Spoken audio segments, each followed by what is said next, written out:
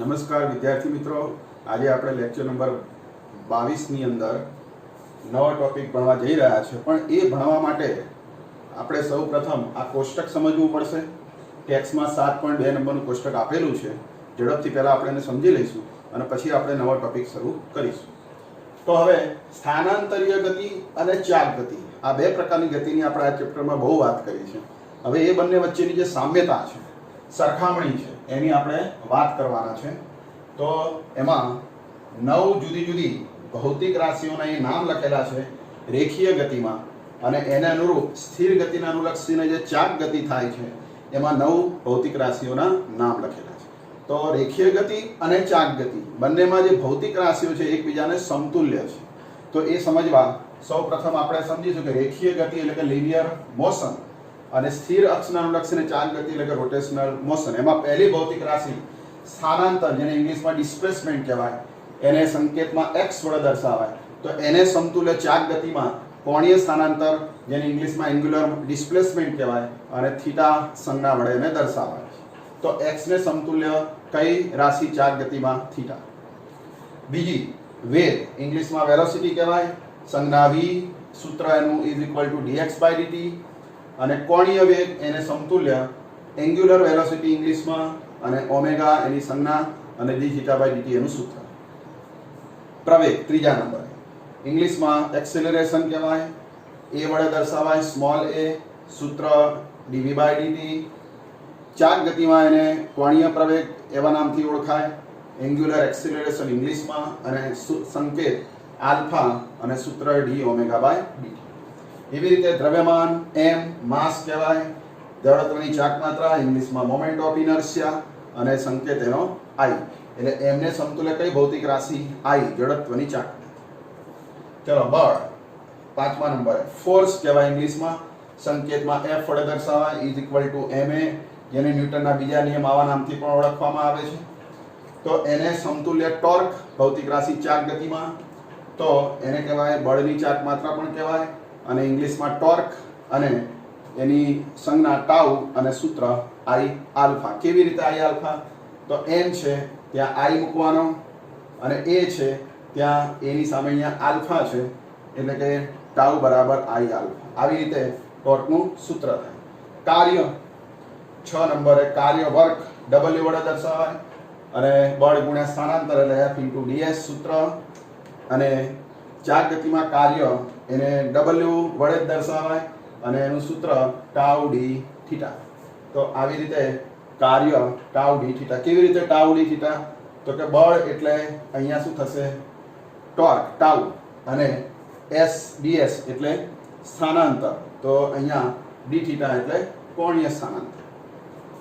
ચલો ગતિ ઊર્જા 7મા નંબરે કાઇનેટિક એનર્જી ઇંગ્લિશમાં કહેવાય, સૂત્ર k = 12mv².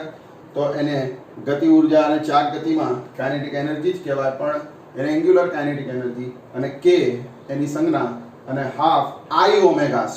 કેવી રીતે? m ના બદલે i અને v ને બદલે ઓમેગા. આ રિલેશન પરથી આ રિલેશન આપણે અહીંયા લખી શકીએ કે m ને બદલે i અને v ને બદલે ઓમેગા, એટલે હાફ i ઓમેગા². પાવર 8મા નંબરે, અને p બરાબર f × v સૂત્ર, તો બળ ગુણ્યા વેગ. તો અહીંયા શું થશે? ચાક ગતિમાં પાવર એટલે ટોર્ક, બળને બદલે ટોર્ક, અને v ને બદલે ઓમેગા, કોણીય વેગ. એવી રીતે રેખીય વેગમાન 9મા નંબરે લિનિયર મોમેન્ટમ ઇંગ્લિશમાં કહેવાય, p બરાબર mv એનું સંજ્ઞા અને સૂત્ર, અને કોણીય વેગમાન ચાક ગતિમાં એને કહેવાય એન્ગ્યુલર મોમેન્ટમ, અને એનું સૂત્ર l. જોજો, યાદ રાખજો, અહીંયા p છે એને ચાક ગતિમાં l કહેવાય, કોણીય વેગમાન, અને m છે એને ચાક માત્રા i, અને v ને કહેવાય ઓમેગા. તો આવી રીતે વિદ્યાર્થી મિત્રો આ 9 ભૌતિક રાશિઓ અને એની સામે આ ચાક ગતિમાં 9 ભૌતિક રાશિઓ આપણે યાદ રાખીશું. આ કોષ્ટકને 2 વખત લખીને તૈયાર કરીશું, જેથી કરીને હવે જે ટોપિક આપણે ભણવાનો છે કે ટોર્ક વડે કાર્ય, ટોર્ક વડે કાર્ય. તો એ સમજવા આ જે સૂત્ર છે કાર્ય અને ટોર્ક, તો ટોર્ક વડે કાર્ય શોધવું હોય તો કેવી રીતે શોધાય, એ ટોપિક આપણે ભણવા જઈ રહ્યા છે. એના પછી ગતિ ઊર્જા અને કોણીય વેગમાનની પણ ચર્ચા આવશે. એટલે આ જે સૂત્રો છે પાછળના 4 સૂત્રો, એ હવે પછીના જે ટોપિક છે એમાં ખૂબ ઉપયોગી છે. આગળના જે સંબંધો છે એનો ઉપયોગ આપણે અગાઉના લેક્ચરમાં ભણી ગયા છે, પણ આ પાછળની જે 4 રાશિઓ છે ખાસ તૈયાર કરજો, તો આપણે હવે જે પછીના જે લેક્ચરો છે એમાં, એટલે કે જે ટોપિક બાકી છે એમાં આપણને ખૂબ મજા આવશે. તો હવે આપણે આ કોષ્ટક જો તમે સમજી ગયા હોય તો આપણે હવે એનો ઉપયોગ કરી અને ટોર્ક વડે કાર્ય કેવી રીતે શોધાય એ આપણે સમજીશું. તો ત્યાં સુધી આપ આટલું તૈયાર. વિદ્યાર્થી મિત્રો, આપણે સ્થિર અક્ષને અનુલક્ષીને ચાક ગતિનું ગતિશાસ્ત્ર એની અંદર આપણે હમણાં થોડી વાર પહેલાં જ વાત કરી કે કોષ્ટક કે જેમાં 9 રાશિઓ રેખીય ગતિમાં, એને અનુરૂપ ચાક ગતિમાં 9 રાશિઓ.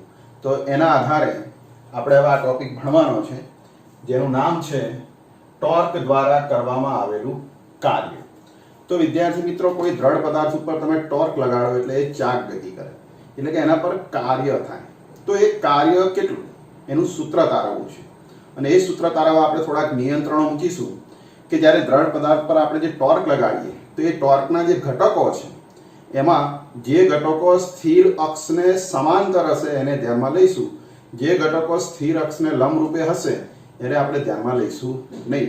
કારણ કે ટોર્કના સ્થિર અક્ષને સમાંતર ઘટકો જ એ ચાક ગતિ માટે જવાબદાર હોય છે, જ્યારે લંબ ઘટકો ટોર્કના એ સ્થિર અક્ષને એ ગતિ આપે છે, એટલે કે એને મૂળ સ્થિતિમાંથી એને ખસેડે છે, તો એને આપણે ધ્યાનમાં લઈશું નહીં. એ ઉપરાંત જે સ્થિર અક્ષ છે એને લંબ એવા સમતલમાં બળના જે ઘટકો છે એ જ ધ્યાનમાં લઈશું. બળના જે ઘટકો એ સ્થિર અક્ષને લંબ હોય એને જ ધ્યાનમાં લઈશું.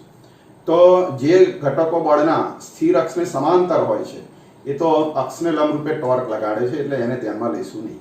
એ ઉપરાંત સ્થાન સદિશ, જે સ્થિર અક્ષને લંબ એવા સમતલમાં સ્થાન સદિશના ઘટકો જ ધ્યાનમાં લઈશું. જે ઘટકો સ્થાન સદિશના અક્ષને સમાંતર છે એને આપણે ધ્યાનમાં લઈશું નહીં. તો વિદ્યાર્થી મિત્રો, આવા આપણે નિયંત્રણ મૂકીશું. હવે આપણે સમજીએ કે ટોર્ક દ્વારા કરવામાં આવેલું કાર્ય. તો માની લો કે આકૃતિમાં દર્શાવ્યા પ્રમાણે આ x ડેશ y ડેશ સમતલ છે, એને લંબરૂપે અહીંયા z અક્ષ છે.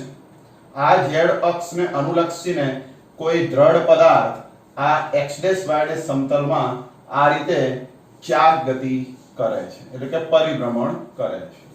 અને એનો આડછેદ એ અહીંયા દર્શાવ્યો છે. આ જે લાઈન દેખાય છે એ દ્રઢ પદાર્થનો આડછેદ છે, એટલે કે એની જે પરિભ્રમણ અક્ષ આ પ્રમાણે છે અને દ્રઢ પદાર્થ એ આ પ્રમાણે આમ ચાક ગતિ કરે છે. તો એને તમે આમ આડછેદ લો આ પૃષ્ઠને લંબ રૂપે, તો આવો તમને દેખાય. હવે અહીંયા છેડ એ પરિભ્રમણ અક્ષ છે અને પદાર્થ આ પ્રમાણે ચાક ગતિ કરે છે. એ જ આકૃતિ નીચે પણ દર્શાવી છે, પણ આ આકૃતિના આકૃતિમાં શું ડિફરન્સ છે કે આ આકૃતિમાં x ડેશ અને y ડેશ આ પાટિયાની અંદર છે સમતલ, એટલે કે સ્થિર અક્ષ બહાર તરફ છે અને એને લંબ એવું સમતલ આ પાટિયામાં છે x ડેશ y ડેશ. જ્યારે અહીંયા z અક્ષ એ સમતલમાં છે, આ z અક્ષ અહીંયા સમતલમાં છે અને દ્રઢ પદાર્થ આ પ્રમાણે ચાક ગતિ કરે છે. એટલે આપણે અહીંયા જે પરિસ્થિતિ છે એ પરિસ્થિતિને આમ ઉલટાઈ દઈએ તો z અક્ષ છે જે બહાર હતી એ શું થઈ જશે? ઉપર, એટલે આવી z અક્ષ થઈ જશે. અને આ પદાર્થ જે ચાક ગતિ કરે છે આ પ્રમાણે ચાક ગતિ કરે છે. અને અક્ષોનું જે ઉગમ બિંદુ છે એ અહીંયા O ધારેલું છે. અહીંયા x y z અક્ષ લઈએ આપણે ઉગમ બિંદુથી, તો એનું ઉગમ બિંદુ O અહીંયા છે અને આ વર્તુળ માર્ગનું કેન્દ્ર અહીંયા છે. તો વિદ્યાર્થી મિત્રો, આકૃતિમાં તમે જુઓ કે દ્રઢ પદાર્થ એ આકૃતિમાં દર્શાવ્યા પ્રમાણે ચાક ગતિ કરે છે. હવે ધારી લઈશું કે ધારો કે પદાર્થ પરનું કણ, હવે આ દ્રઢ પદાર્થ છે એના આ ગતિપથ છે, તો એના પરનું આ કણ અહીંયા P1 પાસે છે. શરૂઆતમાં કણ P1 પર સ્થિર z અક્ષને લંબ, અહીંયા z અક્ષ સ્થિર છે અને એને લંબ x ડેશ y ડેશ સમતલમાં F1 બળ લાગે છે. એટલે અહીંયા જે કણ છે P1 પાસે એના પર આ x ડેશ y ડેશ સમતલમાં F1 બળ લાગે છે. આ રીતે આમ ત્રાંસુ F1 બળ લાગે છે અને તે R1 ત્રિજ્યાવાળા અને C કેન્દ્રવાળા વર્તુળાકાર પથ પર ભ્રમણ કરે છે. એટલે કે આ કણ એ R1 ત્રિજ્યાના અને C જેનું કેન્દ્ર હોય તેવા વર્તુળ માર્ગ ઉપર આ કણ શું કરે છે? ભ્રમણ કરે છે. હવે કેન્દ્રથી આ P1 નું અંતર એટલે કે CP1 બરાબર R1. અહીંયા C થી આ P1 નું અંતર એ શું થશે R1 થશે. હવે વિદ્યાર્થી મિત્રો અહીંથી કણ એ ધારો કે ડેલ્ટા ટી જેટલા સમયમાં કણ P1 પરથી P1 ડેશ પર જાય છે, એટલે કે આટલું એ સ્થાનાંતર કરે છે. કણ શું કરે છે? P1 ડેશ જેટલું P1 થી P1 ડેશ સ્થાને પહોંચે છે અને આ કણ એ P1 ડેશ એટલે કે DS1 સદિશ જેટલું એ સ્થાનાંતર કરે છે અને તે સ્પર્શકની દિશામાં હોય છે. સ્થાનાંતર કઈ દિશામાં છે? આ સ્પર્શકની દિશામાં, આ દિશામાં. અહીંથી સ્થાનાંતર આ બાજુ આ સ્પર્શકની દિશામાં હોય છે. તો F1 બળ લાગે છે અને DS1 સ્થાનાંતર થાય છે, એટલે કે આટલું સ્થાનાંતર થાય છે, આટલું બળ લાગે છે. અને આ દરમિયાન કોણીય સ્થાનાંતર એટલે કે કણ અહીંથી અહીંયા જાય તો કેટલો ખૂણો આંતરે છે? d theta. કેન્દ્ર પાસે આ કેટલો ખૂણો આંતરે છે? આ DS1 સ્થાનાંતર d થીટા ખૂણો આંતરે છે. તો પછી આ ખૂણો કેટલો થાય? તો આકૃતિ પરથી લખવું હોય તો P1C P1 ડેશ. ખૂણો d થીટા શું થશે? ખૂણો P1C P1 ડેશ એટલે કે આ P1C P1 ડેશ. તો આ d થીટા ખૂણો આંતરે છે. કણ અહીંથી અહીંયા જાય તો d થીટા ખૂણો આંતરે છે. હવે કણ પર આ બળ વડે થતું કાર્ય, અહીંથી કણ અહીંયા જાય P1 થી P1 ડેશ એટલે કે DS1 સ્થાનાંતર કરે તો કાર્ય કેટલું? તો તમને ખબર છે વિદ્યાર્થી મિત્રો, કાર્ય એટલે બે સદિશોનો અદિશ ગુણાકાર. એટલે કે અહીંયા બળ સદિશ છે F1 અને સ્થાનાંતર સદિશ છે DS1. તો એ બંનેનો કેવો ગુણાકાર? અદિશ ગુણાકાર. ડોટ એટલે અદિશ ગુણાકાર. એને કહેવાય કે કણ પર થતું કાર્ય. હવે આ ડોટ નિશાની કાઢી નાખીએ તો F1 DS1, F1 નું મૂલ્ય ગુણ્યા DS1 નું મૂલ્ય ગુણ્યા cos phi1. હવે phi1 કેમ લખ્યું વિદ્યાર્થી? cos તો ડોટ કાઢવાથી cos આવે, પણ phi1 એ તો F1 અને DS વચ્ચેનો ખૂણો છે. જો આ F1 બળ આમ x ડેશ y ડેશ સમતલમાં ઉપર તરફ છે, DS1 સ્પર્શકની દિશામાં છે, એટલે બળ અને આ સ્પર્શક વચ્ચેનો ખૂણો છે આ phi1. આ બળ અને સ્પર્શક એટલે કે સ્થાનાંતર વચ્ચેનો ખૂણો છે phi1. હવે વિદ્યાર્થી મિત્રો કે આ DS1 સ્થાનાંતર કેટલું? તો તમને ખબર છે કે સ્થાનાંતર એટલે ચાપ ગુણ્યા ખૂણો. તમે એક સૂત્ર ભણી ગયા છો કે ખૂણો એટલે ચાપ ભાગ્યા ત્રિજ્યા. ખૂણો એટલે ચાપ ભાગ્યા ત્રિજ્યા. તો ચાપ બરાબર શું થાય? DS1 ચાપ છે, આ સ્થાનાંતર એ ચાપ જેટલું છે. તો ચાપ બરાબર શું થાય કે ત્રિજ્યા ગુણ્યા ખૂણો. ત્રિજ્યા R1, અહીંથી આ R1 અને ખૂણો કેટલો આંતરે છે? d theta. તો આ લંબાઈ કેટલી થશે? ત્રિજ્યા ગુણ્યા ખૂણા જેટલી. ત્રિજ્યા ગુણ્યા ખૂણા જેટલી. હવે આ phi1 ખૂણો કેટલો થશે? તો વિદ્યાર્થી મિત્રો આ ખૂણાનું માપ એ જો આ ત્રિજ્યા સદિશને લંબાવવામાં આવે તો આ ત્રિજ્યા સદિશ આ બળ સાથે α1 ખૂણો બનાવે છે. આવું આપણે ધારી લઈશું કે આ શું કરે છે? α1 ખૂણો આંતરે છે. હવે આ ત્રિજ્યા અને આ સ્પર્શક એ હંમેશા કેવા હોય? એકબીજાને લંબ રૂપે. એટલે કે phi1 વત્તા α1 શું થાય? આ બેનો સરવાળો 90. હવે આ બેનો સરવાળો 90 હોય તો phi1 શું થાય કે 90 માઇનસ α1. 90 માંથી α1 બાદ કરો એટલે આ ખૂણો મળે. તો phi1 કાઢી અને હું જો 90 માઇનસ α1 લખું આ સૂત્રની અંદર તો અહીંયા phi1 ને બદલે આ 90 માઇનસ આલ્ફા અહીં મૂકવામાં આવે અને DS1 ના બદલે R1 d થીટા અહીં મૂકવામાં આવે. તો આ બંને કિંમતો અહીંયા મૂકતા આપણને સૂત્ર મળે dW1 બરાબર F1 R1 d theta into cos 90 minus alpha. હવે વિદ્યાર્થી મિત્રો cos 90 માઇનસ આલ્ફા એટલે ત્રિકોણ મિતીય વિધેય છે. cos 90 માઇનસ થીટા આવે તો શું થાય? sin theta. એવી રીતે અહીંયા sin α1 90 આવે એટલે વિધેય બદલાઈ જાય, cos હોય તો sin. તો સૂત્ર થયું આપણું કાર્યનું કે F1 ગુણ્યા R1 d theta into sin α1. આને સમીકરણ નંબર 1 આપીશું. તો આ સૂત્ર વિદ્યાર્થી મિત્રો કાર્ય દર્શાવે છે કે કણ P1 પરથી P1 ડેશ પર જાય તો એ દરમિયાન થતું કાર્ય dW1 આટલું થશે, સમીકરણ 1 જેટલું. હવે વિદ્યાર્થી મિત્રો આપણને આપ્યું છે કે આપણે કાર્ય શોધવું છે. તો આ કાર્યનું સૂત્ર છે, પણ એ મારે ટોર્કના સ્વરૂપમાં શોધવું છે. ટોર્ક વડે કાર્ય શોધવું છે. આ બળ વડે કાર્ય થયું. હવે એને ટોર્કના સ્વરૂપમાં જો લખવું હોય તો હવે આપણે આગળ વધીએ. ઉગમ બિંદુની સાપેક્ષમાં F1 બળના કારણે ટોર્ક. વિદ્યાર્થી મિત્રો આ જ આકૃતિ અહીંયા દોરી છે, આ P1 કણ અહીંયા છે અને C થી એનું અંતર R1 છે અને હવે ઉગમ બિંદુ અહીંયા નથી, નીચે છે, એટલે કે ઉગમ બિંદુ આ વર્તુળ માર્ગના કેન્દ્રથી નીચે છે. તો ઉગમ બિંદુની સાપેક્ષમાં P1 નો સ્થાન સદિશ R છે. જો અહીંયા આપણે લખેલો છે કે P1 નો ઉગમ બિંદુની સાપેક્ષે સ્થાન સદિશ R છે. તો વિદ્યાર્થી મિત્રો અહીંયા કણ જે હશે એના પર કેટલું ટોર્ક લાગે, તો યાદ કરો ટોર્કની વ્યાખ્યા કે કોઈ કણ પર લાગતું ટોર્ક એટલે ઉગમ બિંદુની સાપેક્ષમાં કણનો સ્થાન સદિશ અને એના પર જે બળ લાગે છે આ F1, અહીંયા F1 બળ લાગે છે, તો એ બળ અને આ સ્થાન સદિશનો કેવો ગુણાકાર?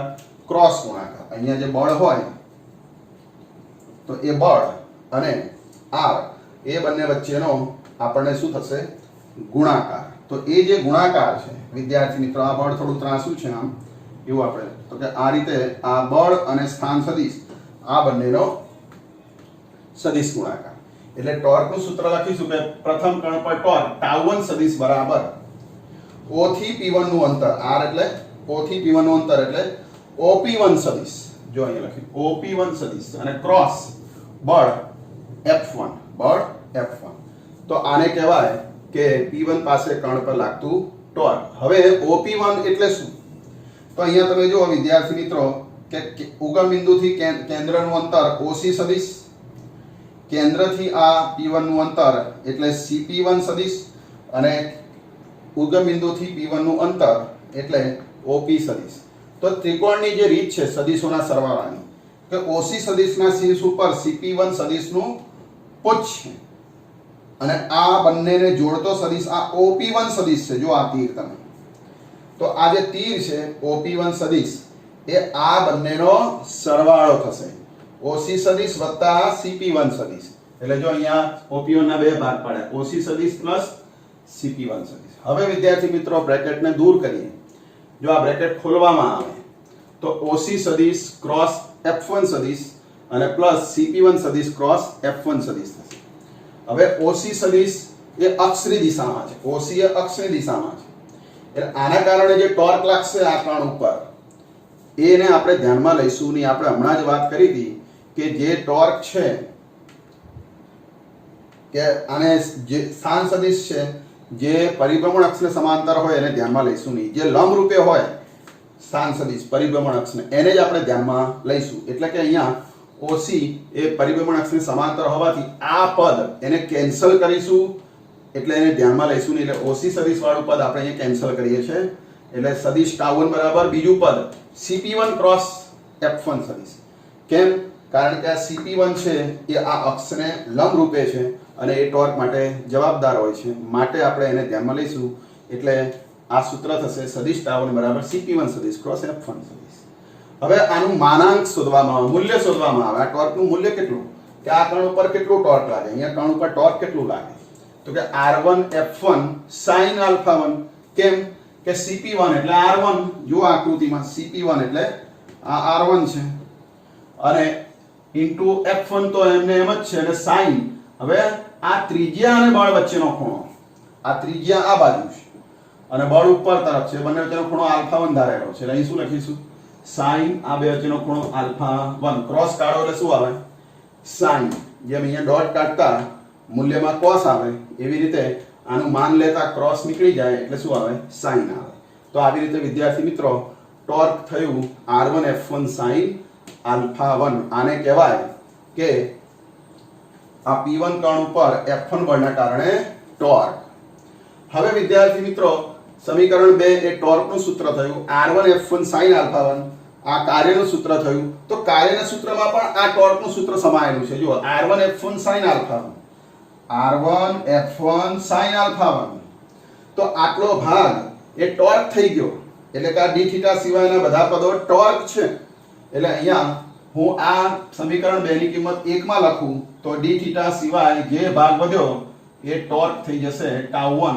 એટલે આપણું સૂત્ર થયું કે કાર્ય τ1 d થીટા. તો આવી રીતે વિદ્યાર્થી મિત્રો કે કણ P1 પરથી P1 ડેશ પર જાય તો કાર્ય ટોર્ક વડે થતું કાર્ય, શેના વડે થતું? ટોર્ક વડે થતું કાર્ય τ1 d થીટા થાય. τ1 એટલે કણ અહીંયા P1 પાસેના કણ પર લાગતું ટોર્ક ગુણ્યા સ્થાનાંતર, કોણીય સ્થાનાંતર, એ બેના ગુણાકાર જેટલું આ કાર્ય થશે. હવે વિદ્યાર્થી મિત્રો, આ જે કાર્ય છે એ તો આપણે એક જ કણ ઉપર લાગતા ટોર્કના કારણે કાર્ય થયું. આ દ્રઢ પદાર્થ આમ ગતિ કરતો હોય તો અહીંયા દ્રઢ પદાર્થ છે, આ દ્રઢ પદાર્થ, અહીંયા જે દ્રઢ પદાર્થ હશે એ તો ઘણા બધા કણોનો બનેલો હોય. તો જુદા જુદા કણો ઉપર બળ અલગ અલગ દિશામાં હોય, એટલે કે અલગ અલગ દિશામાં ટોર્ક હોય. એટલે કે ટોર્ક આપણે ધારી લઈએ કે τ1, τ2, τ3 અને બધા ટોર્ક આપણે કેવા લઈશું? પરિભ્રમણ અક્ષને સમાંતર, ટોર્કના ઘટક. તો આવી રીતે જુદા જુદા કણ ઉપર આવા જુદા જુદા ટોર્ક લાગતા હોય કે τ1, τ2, તો પછી કુલ કાર્ય શું થાય દ્રઢ પદાર્થ પર થતું? તો કુલ કાર્ય એટલે બ્રેકેટમાં પહેલા કણ પર ટોર્ક વત્તા બીજા કણ પર ટોર્ક, બધા ટોર્કનો સરવાળો ગુણ્યા d થીટા સ્થાનાંતર. વિદ્યાર્થી મિત્રો, દરેક કણનું કોણીય સ્થાનાંતર તો સરખું જ રહે, એટલે d થીટા અચળ, d થીટા બદલાશે નહીં. ખાલી ટોર્કના મૂલ્ય અલગ અલગ હોવાથી એનો સરવાળો કરવાનો અને ગુણ્યા d થીટા, એને શું કહેવાય? કુલ કાર્ય. હવે વિદ્યાર્થી મિત્રો, આ કુલ ટોર્કને ટાઉ વડે દર્શાવે તો કાર્યનું સૂત્ર થયું dw બરાબર ટાઉ d થીટા. તો વિદ્યાર્થી મિત્રો, આ સૂત્રને કહેવાય કે કુલ કાર્ય, ટોર્ક વડે થતું કુલ કાર્ય.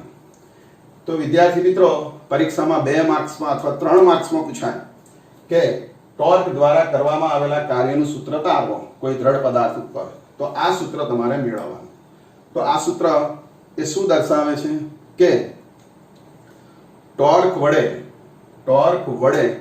પદાર્થ પર થતું કુલ કાર્ય, જ્યારે પદાર્થ d થીટા જેટલું કોણીય સ્થાનાંતર અનુભવે ત્યારે પદાર્થ પર ટોર્ક વડે થતું કાર્ય શોધવાનું આ સૂત્ર છે. તો આ સૂત્ર આપણે વિદ્યાર્થી મિત્રો તૈયાર કરીશું. હવે આ સૂત્ર એ રેખીય ગતિની અંદર જે કાર્યનું સૂત્ર આવે છે બળ ગુણ્યા રેખીય સ્થાનાંતર, એના જેવું છે. જો dw બરાબર fds, જે ચેપ્ટર 6 માં ભણી ગયા કે કાર્ય એટલે રેખીય બળ ગુણ્યા રેખીય સ્થાનાંતર fds. તો આના જેવું જ છે. જો અહીંયા ટોર્કના બદલે બળ અને અહીંયા રેખીય સ્થાનાંતર કોણીય સ્થાનાંતરના બદલે, એટલે ટૂંકમાં આ બંને સૂત્ર કેવા છે? એકબીજાને સમતુલ્ય છે, આ બંને વચ્ચે સામ્યતા છે. તો વિદ્યાર્થી મિત્રો, તમને ખ્યાલ આવી ગયો હશે કે કેવી રીતે ટોર્ક વડે કાર્ય શોધાય. હવે વિદ્યાર્થી મિત્રો, જોડે જોડે આપણે આ ટોર્ક વડે કાર્ય ભણ્યા, હવે આપણે પાવરનું સૂત્ર પણ જોડે જોડે ભણી લઈએ. તો પાવર એટલે શું અને પાવરનું સૂત્ર તમને વિદ્યાર્થી મિત્રો ખબર છે કે કાર્ય કરવાના સમય દરને પાવર કહેવામાં આવે છે. તો આ જે કાર્ય છે dw, એને જો dt જેટલા સમય વડે ભાગવામાં આવે, એટલે કે સમીકરણ 3 ને બંને બાજુ સમયગાળો જે આપણે dt ધાર્યો હતો કે dt વડે ભાગતા આપણે dw ભાગ્યા dt, તો આને શું કહેવાય? કાર્ય કરવાનો સમય દર. કાર્ય કરવાના સમય દરને પાવર કહેવામાં આવે છે. એટલે કે આ p નો મતલબ થાય તાત્ક્ષણિક પાવર. તો આને તાત્ક્ષણિક પાવર એવું નામથી આપણે ઓળખીશું, કારણ કે આ dt એ બહુ નાનું હોય છે, એટલે આ ગુણોત્તરને તાત્ક્ષણિક પાવર કહેવાય. હવે dw ની કિંમત શું છે? ટાઉ d થીટા, એટલે torque tau into d theta અને ભાગ્યા dt.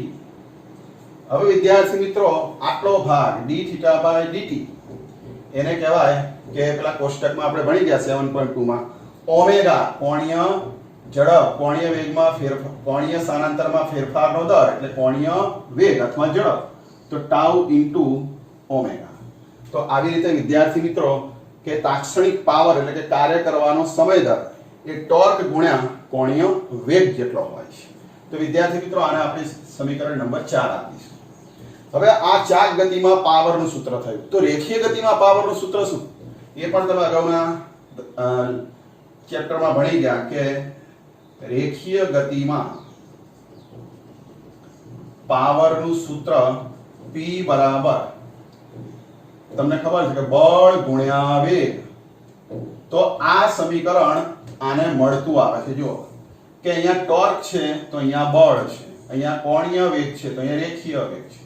એટલે ચાક ગતિમાં પાવરનું સૂત્ર રેખીય ગતિના પાવરના સૂત્ર જોડે સમતુલ્ય છે. અને સમતુલ્ય છે. તો આ રીતે વિદ્યાર્થી મિત્રો પાવરનું સૂત્ર આપણે તારવી શકીએ છીએ. હવે વિદ્યાર્થી મિત્રો પાવર એટલે કાર્ય કરવાનો સમય દર. તો કાર્ય કરવાનો સમય દર, તો આ જે કાર્ય છે, કાર્ય કરવાનો દર, એ શું કરશે? તો કે પદાર્થની અંદર કોઈ આંતરિક ગતિ હોતી નથી, દ્રઢ પદાર્થમાં આંતરિક ગતિ હોતી નથી. એટલે આ કાર્ય કરવાનો જે દર છે પાવર, એ શું કરશે? તો કે એ પદાર્થની ગતિ ઉર્જામાં વધારો કરશે. આમ પદાર્થ હોય અને એને તમે પાવર આપો, એટલે કે એના પર કાર્ય કરો બીજા અર્થમાં ચોક્કસ સમયમાં આ રીતે, તો એ પદાર્થ એ ગતિ ઉર્જામાં એ કાર્ય રૂપાંતરિત થશે. એટલે કે પાવરને લીધે એના ગતિ ઉર્જામાં ફેરફાર થશે, એના ગતિ ઉર્જામાં એ રૂપાંતરિત થશે. તો હવે એ જે ગતિ ઉર્જાનો જે દર છે, ગતિ ઉર્જામાં ફેરફારનો દર, વૃદ્ધિ, ગતિ ઉર્જામાં કેટલી વૃદ્ધિ થશે એ આપણે શોધવી હોય તો હવે તમે ભણી ગયા છો કે ગતિ ઉર્જા એટલે ચાક ગતિમાં ગતિ ઉર્જા કે બરાબર હાફ. હવે રેખીય ગતિમાં ગતિ ઉર્જા હાફ mv સ્ક્વેર હોય, તો ચાક ગતિમાં હાફ m ના બદલે i, દળના બદલે જડત્વની ચાક માત્રા, અને ઇન્ટુ v સ્ક્વેર એના બદલે ઓમેગા એટલે ઓમેગા સ્ક્વેર. તો ચાક ગતિમાં આ ગતિ ઉર્જાનું સૂત્ર છે. હવે વિદ્યાર્થી મિત્રો આ જે સૂત્ર આપણે ભણ્યા કે પાવર એ કાર્ય કરવાનો દર છે, તો એવી રીતે આ ગતિ ઉર્જામાં વૃદ્ધિનો દર શોધવો હોય કે ગતિ ઉર્જામાં કેટલો વધારો થાય આ પાવરના કારણે, તો ગતિ ઉર્જામાં વૃદ્ધિનો દર એટલે ફેરફારનો દર, વધારાનો દર, વૃદ્ધિ એટલે વધારો, તો આનું વિકલન કરવું પડે. કોની સાપેક્ષમાં? સમયની સાપેક્ષમાં.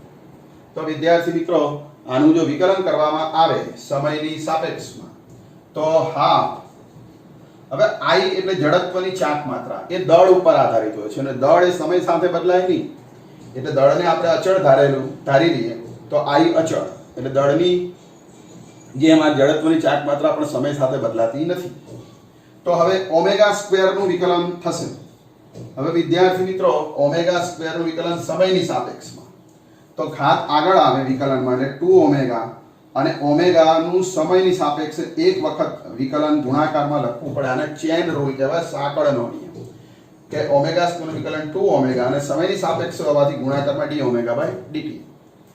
હવે આ પદનું આપણે સાદુરૂપ આપીએ તો આપણને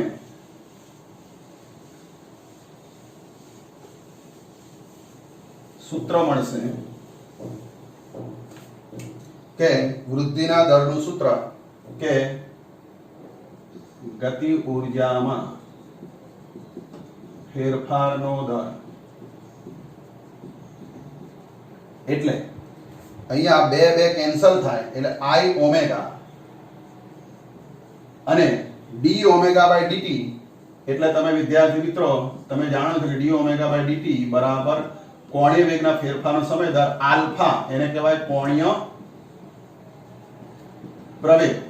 તો અહીંયા d ઓમેગા બાય dt ને બદલે જો આલ્ફા લખવામાં આવે તો સૂત્ર થાય ગતિ ઉર્જામાં ફેરફારનો દર i ઓમેગા આલ્ફા, કારણ કે d ઓમેગા dt બરાબર આલ્ફા છે.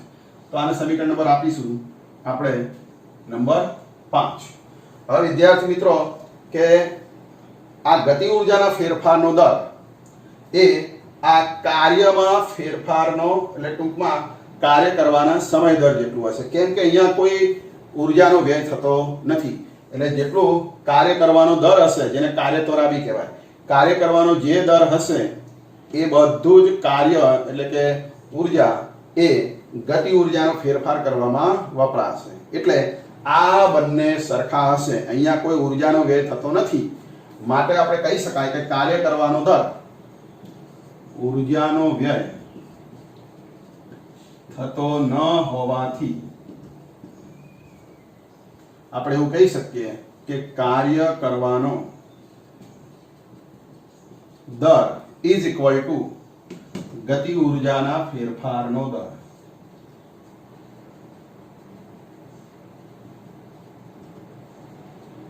તો હવે સમીકરણ 4 અને 5 સરખાવતા, આ સમીકરણ 4 આ સમીકરણ 5, તો 4 માં ટાઉ ઓમેગા છે અને જમણી બાજુ ફેરફારનો દર ટાઉ આઈ ઓમેગા આલ્ફા છે.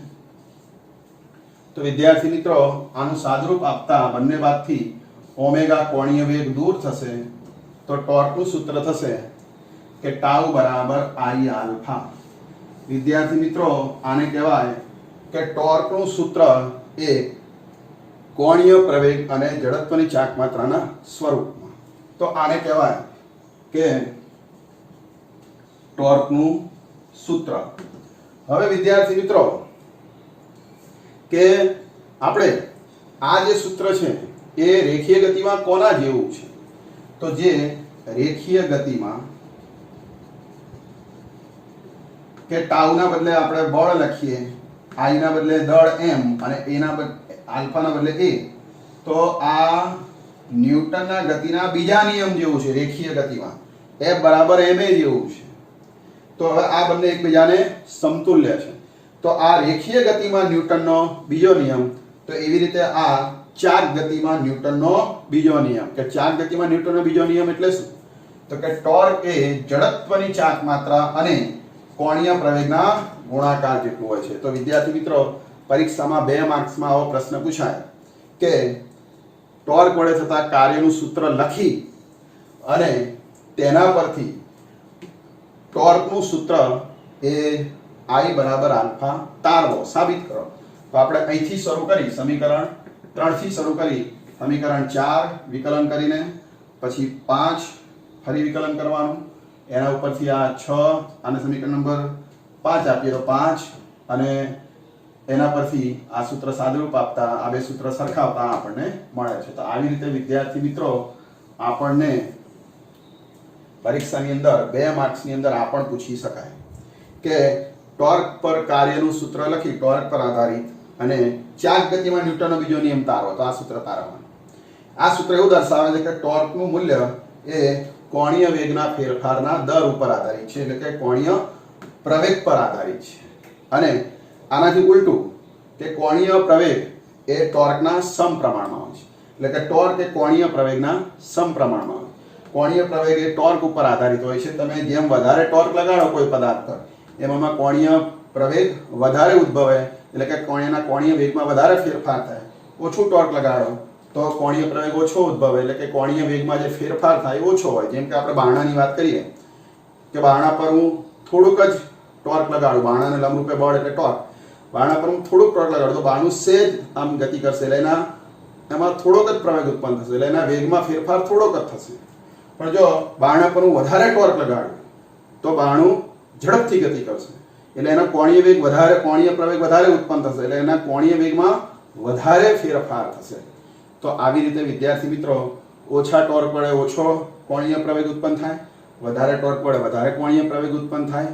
આવી રીતે કોણીય પ્રવેગ એ આપણે ટોર્કની મદદથી ઉત્પન્ન કરી શકીએ છીએ. અને અહીંયા કોણીય પ્રવેગ એ જડત્વની ચાક માત્રાના વ્યસ્ત પ્રમાણમાં હોય છે. આ જડત્વની ચાક માત્રાના છેદમાં જાય એટલે આઈના આલ્ફા છે એ આઈના વ્યસ્ત પ્રમાણમાં હોય છે. કે જેમ આઈ નાનો હોય એમ આલ્ફા ટોર્ક અચળ લગાડીએ અને આઈ નાનો હોય તો આલ્ફા મોટો, અને આઈ મોટો હોય તો આલ્ફા નાનો, એટલે આલ્ફા આઈના વ્યસ્ત પ્રમાણ. તો આવા એમસીક્યુ પરીક્ષામાં પૂછાતા હોય છે વિદ્યાર્થી મિત્રો કે જુદી જુદી જડત્વની ચાક માત્રા ધરાવતા બે પદાર્થો હોય અને એના ઉપર તમે એક સરખું ટોર્ક લગાડો તો શેમાં કોણીય પ્રવેગ ઓછો ઉત્પન્ન થાય? તો જેની જડત્વની ચાક માત્રા વધારે હોય શેમાં કોણીય પ્રવેગ વધારે ઉત્પન્ન થાય? તો જડત્વની ચાક માત્રા ઓછી હોય. અને આવી રીતે આના પરથી જુદા જુદા પ્રશ્નો પૂછી શકાય એમસીક્યુમાં. તો વિદ્યાર્થી મિત્રો તમે જે કોમ્પિટિટિવ એક્ઝામ આપો છો એના માટે આ ટોપિક બહુ અગત્યનો છે. તો આ સૂત્ર આવા સૂત્રો ઉપરથી આપણને ઘણા બધા એમસીક્યુ પરીક્ષામાં પૂછાતા હોય છે. એની ચર્ચા આપણે ક્યારેક કરીશું. તો અત્યારે આપણે આ સૂત્ર તૈયાર કરીશું. તો અત્યારે આપણે 2 માર્ક્સના 2 પ્રશ્ન ભણ્યા. એક ટોર્ક વડે કાર્ય શોધો, બીજું કે ટોર્ક વડે કાર્યના સૂત્ર પરથી ટોર્કનું સૂત્ર તારવો, ટાઉ બરાબર આઈ આલ્ફા. તો વિદ્યાર્થી મિત્રો તમે સમજી ગયા હશો આ ટોપિક. તો હવે આપણે ન્યુમેરિકલ છે, ઉદાહરણનો એક્ઝામ્પલ છે યાદ ગણવા જઈ રહ્યા છે. તો ત્યાં સુધી આપ આટલું તૈયાર કરો જેથી આ સૂત્રો તમે સારી રીતે તૈયાર કરી શકો. તો એ ન્યુમેરિકલ્સ ગણવો જરૂરી છે, આ સૂત્ર ઉપર આધારિત છે. તો આપણે ચાલો વિદ્યાર્થી મિત્રો, હવે આપણે ઉદાહરણ નંબર 7.15 ગણીશું. તો આગળ જે થિયરી ભણે એના પર આધારિત છે. એની રકમ છે અવગણ્ય દ્રવ્યમાનની એક દોરી. આ અવગણ્ય દ્રવ્યમાનની દોરી 20 કિલોગ્રામ દળ અને 20 સેમી ત્રિજ્યાના ફ્લાયવ્હીલની કોર. આ ફ્લાયવ્હીલ છે અને એનું દળ 20 કિલોગ્રામ છે અને ત્રિજ્યા r એ 20 સેમી છે. આકૃતિમાં દર્શાવ્યા મુજબ દોરી પર 25 ન્યૂટન જેટલું અચળ ખેંચાણ બળ લગાવેલું છે. આ દોરી પર આમ ખેંચાણ બળ લગાડવામાં આવે છે 25 ન્યૂટન અને ફ્લાયવ્હીલ ઘર્ષણ રહિત બેરિંગ સાથે એક સમક્ષિતિજ અક્ષ સાથે જડેલ છે. એટલે આ ફ્લાયવ્હીલને અહીંયા એક આમ ઘર્ષણ રહિત સમક્ષિતિજ અક્ષ છે, એની સાથે એને જડેલી છે અને ફ્લાયવ્હીલને દોરી સાથે ખેંચતા આમ ફરે છે, ચાક ગતિ કરે છે.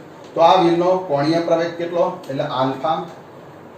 દોરી 2 મીટર ખુલે અહીંથી આમ બહાર આવે ત્યારે ખેંચાણ બળ અને એના દ્વારા કાર્ય, ખેંચાણ બળ દ્વારા એટલે કાર્ય શોધવાનું છે.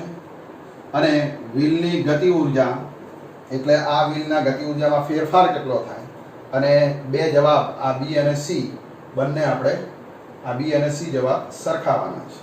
તો વિદ્યાર્થી મિત્રો, આપણે 3 વસ્તુ શોધવાની છે. પહેલા કોણીય પ્રવેગ, પછી કાર્ય અને ગતિ ઉર્જા. ચલો પહેલા આપણે શોધીએ કે કોણીય પ્રવેગ કેટલો. હવે આ વ્હીલ એના પર દોરી સાથે બાંધીને ખેંચીએ તો એમાં કોણીય પ્રવેગ આલ્ફા ઉદ્ભવે. તો આલ્ફા શોધવા સૌ પહેલા ટોર્ક શોધવું પડે. ટોર્ક બરાબર ત્રિજ્યા ગુણ્યા બળ. કેમ કે ટાઉ સદિશ બરાબર સદિશ r ક્રોસ સદિશ f. એટલે કે અહીંયા જે કણ હશે એના પર જે ટોર્ક લાગે, એટલે કે આખી વ્હીલ પર જે ટોર્ક લાગે ત્યાં ત્રિજ્યા ગુણ્યા બળ સદિશ જેટલું. આ બેના સદિશ ગુણાકાર. હવે r સદિશ એટલે ત્રિજ્યા સદિશ અને આ બળ સદિશ લંબ રૂપે છે, 90 ના ખૂણે છે. આ સ્પર્શક રૂપે દોરી છે તો ત્રિજ્યા અને સ્પર્શક શું હોય? આ બળ એ લંબ રૂપે હોય. આ બંને લંબ રૂપે. જો બંને લંબ રૂપે હોય તો rf sin 90 આનું મૂલ્ય થાય rf sin 90 1 થઈ જાય. એટલે rf ત્રિજ્યા ગુણ્યા બળ. ત્રિજ્યા 0.2 અને બળ 25. કારણ કે આ 20 સેમીના મીટર એટલે 0.2 અને બળ 25 એટલે 25 ગુણ્યા 0.2 એટલે 5 ન્યૂટન મીટર આટલું ટોર્ક આ વ્હીલ ઉપર લાગે. હવે જડત્વની ચાક માત્રા. તો આ જે વ્હીલ છે, વ્હીલની જડત્વની ચાક માત્રા, વ્હીલને ડિસ્ક કહેવાય અને ડિસ્કના સમતલે લંબ જો અક્ષ જતી હોય ને આ ચાક ગતિ કરે તો આની ચાક માત્રા અગાઉ સૂત્ર ભણી ગયા mr²/2. કોષ્ટકમાંથી આ સૂત્ર લેવાનું અને એમાં i શોધવા. દળ 20 મૂકો અને 0.2 ત્રિજ્યાનો વર્ગ ભાગ્યા 2 સાદુરૂપ આપતા 0.4 જવાબ મળે. તો જડત્વની ચાક માત્રા 0.4. હવે ચાક ટોર્ક એટલે i આલ્ફા, ન્યૂટનનો બીજો નિયમ ચાક ગતિમાં કે m બરાબર ma તો m ટાઉ બરાબર i આલ્ફા. તો એમાં i અને ટાઉ પરથી આપણને આલ્ફા મળી જાય. એટલે આલ્ફાને કરતા બનાવો કોણીય પ્રવેગ. આલ્ફા એટલે કોણીય પ્રવેગ જે શોધવાનો છે. તો ટોર્ક ભાગ્યા જડત્વની ચાક માત્રા 5/0.4. ટોર્ક અહીંયા 5 શોધી નાખ્યું, જડત્વની ચાક માત્રા અહીં શોધી 0.4, ભાગાકાર કરી નાખો 5/0.4 50/4 શું થાય? 12.5 રેડિયન પર સેકન્ડ સ્ક્વેર. તો આલ્ફા કોણીય પ્રવેગ 12.5. હવે દોરી 2 મીટર ઉકેલાતા બળ વડે કાર્ય. આ દોરી વ્હીલ ફરે એટલે દોરી ઉકેલાય તો 2 મીટર દોરી બહાર આવે છે એટલે લંબાઈ 2 કહેવાય અને બળ 25 ન્યૂટન એટલે 25 ગુણ્યા 2 તો જવાબ 50 જૂલ કાર્ય થાય. આ દોરી 2 મીટર ઉકેલાય તો આ વ્હીલ ઉપર આટલું કાર્ય થાય. W બરાબર 50 જૂલ એટલે દોરી પર કાર્ય ગણો કે વ્હીલ. હવે ગતિ ઉર્જાનો વધારો. તો ગતિ ઉર્જાનો જે વધારો છે એ કેટલો? આ વ્હીલની ગતિ ઉર્જા વધે. પ્રારંભમાં આ વ્હીલ સ્થિર હોય એટલે એની ગતિ ઉર્જા 0 હોય, પણ જ્યારે વ્હીલ ફરે દોરી ઉકેલાતા તો ગતિ ઉર્જાનો વધારો એ અંતિમ ગતિ ઉર્જા જેટલો હોય. એટલે ગતિ ઉર્જાનું સૂત્ર ½ mv², પણ એ રેખીય ગતિમાં આ ચાક ગતિ કરે છે એટલે ½ m ના બદલે i અને v ના બદલે ઓમેગા, ½ i ઓમેગા². હવે એમાં ઓમેગા² શોધવા અચળ પ્રવેગી ગતિ કરતો હોવાથી વ્હીલ આ સૂત્ર વાપરીશું અચળ પ્રવેગીનું. ઓમેગા² બરાબર ω02 2 આલ્ફા થીટા. એમાં ω0 પ્રારંભમાં સ્થિર છે વ્હીલ એટલે 0 લઈશું. થીટા તો ખૂણો એટલે ચાપ ભાગ્યા ત્રિજ્યા. દોરીની લંબાઈ ચાપ એટલે અને ત્રિજ્યા વ્હીલની લેવાની. તો ચલો હવે દોરી 2 મીટર ઉકેલાય છે એટલે 2 મીટરે ચાપ ગણીશું અને 0.2 ની ત્રિજ્યા વ્હીલની તો 2/0.2 20/2 10 રેડિયન. હવે ω² આ સૂત્રમાં કિંમત મૂકો. આ 0 અને અહીંયા થીટા શોધ્યો 10 તો 2 ગુણ્યા પ્રવેગ કેટલો હતો? પ્રવેગ 12.5. તો 2 ગુણ્યા 12.5 ગુણ્યા થીટા 10 10 દુ 20 ગુણ્યા 12.5 એટલે 250 રેડિયન પર સેકન્ડ સ્ક્વેર. તો આ ઓમેગા સ્ક્વેર થયો. હવે ગતિ ઉર્જાનો વધારો એટલે આપણે આ સૂત્ર લખ્યું છે હાફ I ઓમેગા સ્ક્વેર. તો જડત્વની ચાક માત્ર I કેટલી 0.4 જો અહીં શોધી નાખી અને આ ઓમેગા સ્ક્વેર કેટલો આ ઉપર શોધે 250. તો 1/2 0.4 250. તો આનું સાદુરૂપ 50 જૂલ થાય. કેલ્ક્યુલેટરથી તમે કરી શકશો. તો જવાબ 50 જૂલ. હવે જવાબ બી અને જવાબ સી સરખાવો.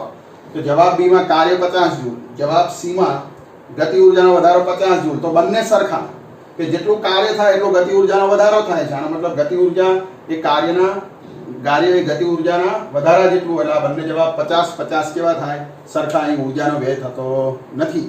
તો આ રીતે બંને જવાબો સરખા થશે.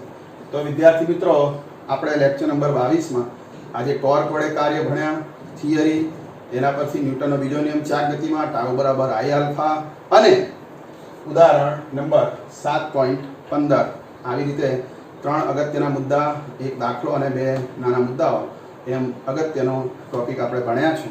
તો આ 2 વખત લખી અને તૈયાર કરશો તો પરીક્ષાની અંદર તમારે આમાંથી MCQ ખાસ તો આમાંથી બનાવીને પૂછવામાં આવે છે. JEE નીટની એક્ઝામમાં પણ આ ટોપિકમાંથી MCQ બનાવીને પૂછવામાં આવે છે અને બોર્ડની એક્ઝામ, ગુજરાત બોર્ડની એક્ઝામમાં પણ આવા દાખલાઓ અને MCQ આમાંથી બનાવીને પૂછવામાં આવે છે. તો આજનો લેક્ચર એ MCQ અને બોર્ડની દ્રષ્ટિએ ખૂબ જ ઉપયોગી છે. તો આ લેક્ચર મિસ ના કરતા, એને સારી રીતે વાંચજો, સમજજો, તૈયાર કરજો અને ટેક્સ્ટબુકમાંથી જોઈ અને આ ટોપિક તૈયાર કરશો તો તમને ખૂબ મજા આવશે. તો આજના લેક્ચરમાં આટલું રહેવા દઈએ છીએ. તો નવા ટોપિક સાથે નવા લેક્ચરમાં આપણે મળીશું. તો ત્યાં સુધી આપ આટલું સરસ મજાનું તૈયાર કરજો.